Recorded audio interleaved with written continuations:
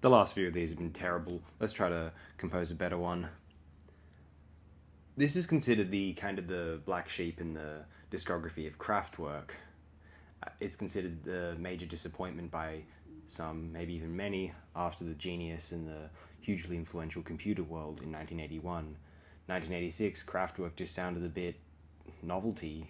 It was, well, that's the perception anyway, and I've always wanted to, people want so much more from this album. I read that fans of Kraftwerk were, hoping for, years and years that, oh, we want the Electric Cafe sessions, we want to hear what the album sounded like, in between, where versions that were scrapped and were secretly genius, before we got the finished result.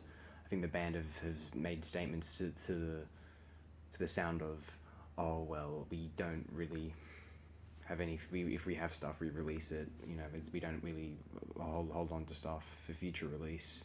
An anecdote I've once read, who knows if it's true or not, it sounds really too good to be true actually, is New Order had finished Blue Monday in whatever studio that was in, and Kraftwerk happened to, wobble in, and they heard what New Order had just accomplished, and so Kraftwerk rushed into a room in the studio attempting to replicate or outdo Blue Monday, but they were simply unable to do so. I think the era of electronic music that was flourishing in the 1980s began to outpace Kraftwerk. It was coming at, all these different sources and countries and many different, high sources of funding from record labels, which were happening in the UK and the US, which were not happening in the 70s. And so Kraftwerk, unique in the 70s, found themselves eventually outcompeted in the 80s, seemingly.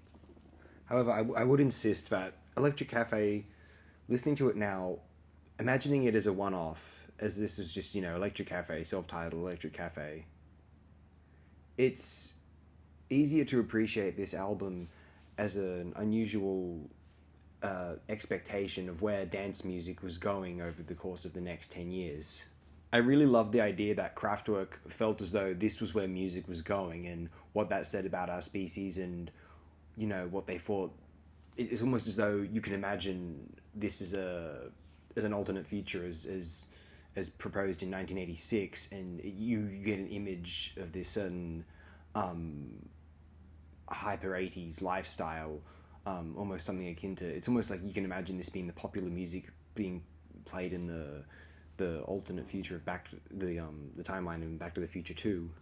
I think listening to this album with headphones is both a blessing, benefit, but also can be detrimental to enjoying the album.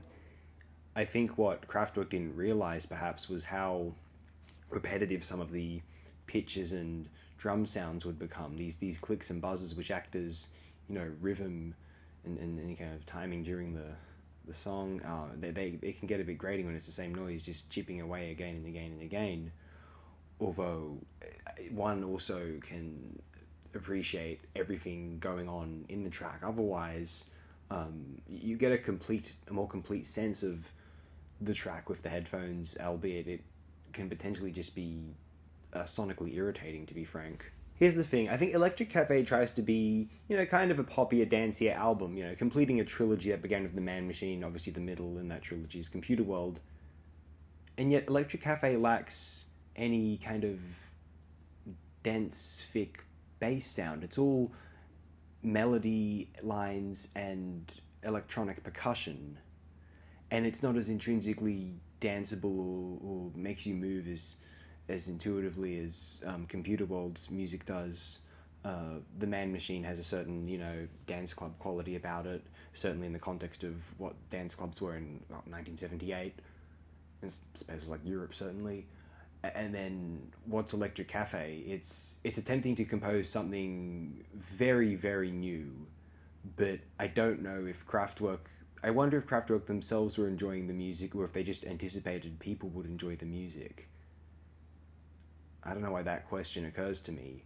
It's hard to imagine this going off in clubs in 1986 compared to all the up and coming, techno and the more edgier styles, more interesting styles, frankly, of EDM emerging in the UK and the US, being mimicked as only in places like, innovated in places like Germany, Japan also, as in the 70s. Those were two giants of electronic music output. What we have with Electric Cafe, it's also an album which, 80s music's very in now. You can imagine 80s Italo disco tracks or, New Order songs still going off in clubs today. Although I don't know if Electric Cafe would. It's difficult to imagine this being the case, frankly. I don't know. I love the idea of this album. I have a lot of fun listening to this album. I'm not overwhelmingly as impressed by this album as I am the other Kraftwerk releases. I don't quite love it as much as the albums leading up to this point. I don't. Maybe I'd be sooner motivated to listen to an album such as this than something like, even though I do really, really dig Ralph and Florian, that's more of an album I appreciate in my head than get a lot of, great kind of kick out of and energy out of. That's Electric Cafe sooner. It serves this. It's best to see Electric Cafe as the self-titled by Electric Cafe, but it also removes a kind of mystique that, there's a certain genius idea here that, it's as enjoyable and interesting as the previous Kraftwerk albums. We just haven't seen it yet. We just haven't heard it yet because they're so genius that it's that, I don't know, subtle. Someone please propose to me if I'm missing anything, although I partly suspect this is one of the more positive reviews of Electric Cafe you might be able to find on the internet. I'm not sure though. In any case, I'll endorse this album. I mean, someone has to, I think. Thanks again, my friends. Have the best possible day and night you have ever imagined. I don't know if Electric Cafe will improve that or not. I'll wash my hands of that assessment. Anyway, thanks again.